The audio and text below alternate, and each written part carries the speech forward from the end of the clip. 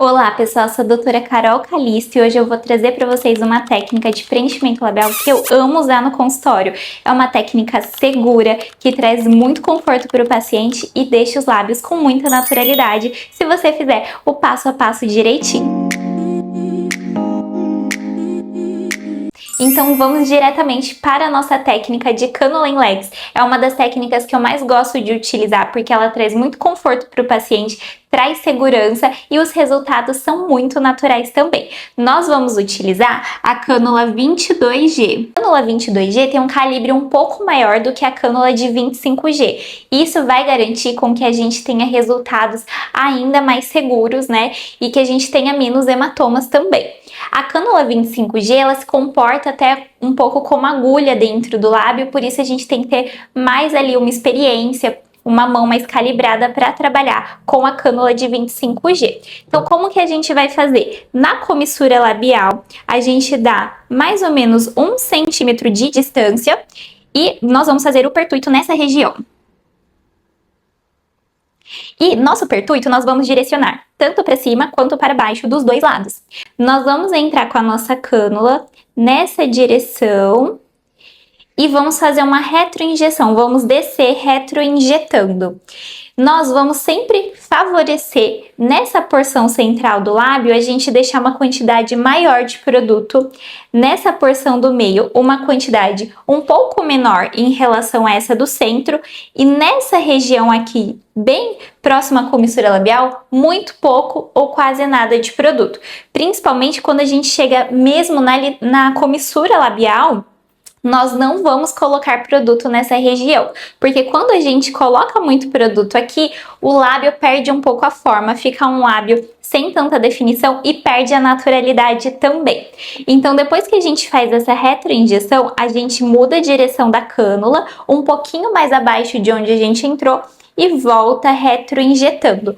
Dependendo da espessura da região seca do lábio, que é onde a gente trabalha, nós podemos entrar uma terceira vez, um pouquinho mais abaixo, e fazer uma retroinjeção.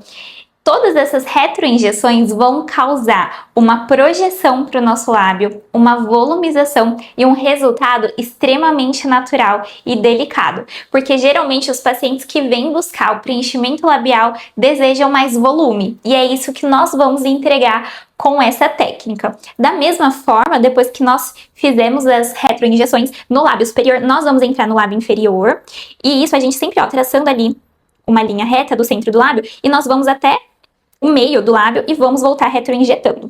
Depois que nós fizemos a primeira retroinjeção, nós voltamos, fazemos uma segunda retroinjeção um pouquinho mais acima e, se couber, uma terceira retroinjeção. A mesma coisa para o outro lado, a gente vai fazer primeiro, pode começar pelo superior ou pelo inferior e nós vamos ter um resultado de um lábio natural, delicado e com uma volumização ideal.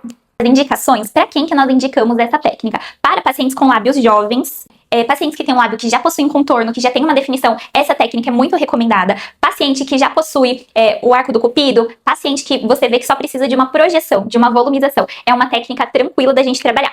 Um outro benefício dessa técnica é que a gente pode anestesiar apenas os pertuitos e trabalhar em legs com a retroinjeção, que tende a ser também confortável, porque a gente vai estar só trabalhando com cânula. Se a gente entra no plano certo, vai ser uma retroinjeção tranquila, sem dor.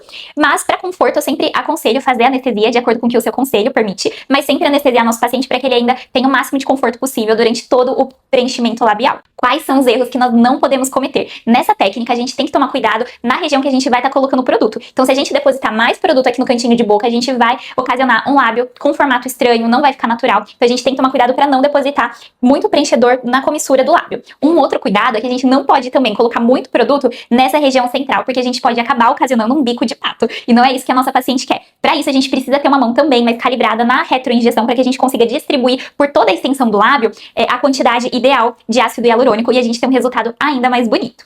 Um outro cuidado que a gente precisa ter é com a expectativa do nosso paciente. Se é um paciente que deseja um lábio com mais contorno, com arco do cupido mais definido, essa técnica não é tão recomendada, porque ela só vai causar volumização e projeção. E para isso, nós utilizaríamos técnicas para contorno dos lábios, técnicas com agulha, para que a gente possa trazer o resultado que a paciente quer de lábios com contorno mais definido. Um outro cuidado importante que nós temos que ter com essa técnica é que, passando próximo à comissura labial, nós temos a artéria facial, que vai se ramificar na artéria labial inferior e artéria labial superior. Então, nós temos que ter cuidado com essa técnica, porque na hora que a gente faz o pertuito aqui nessa lateral, pode sim fazer com que a gente entre diretamente nessa artéria ou numa artéria de grande calibre, causando ali um hematoma. Então, temos que estar cientes da anatomia local para a gente trabalhar com essa segurança também.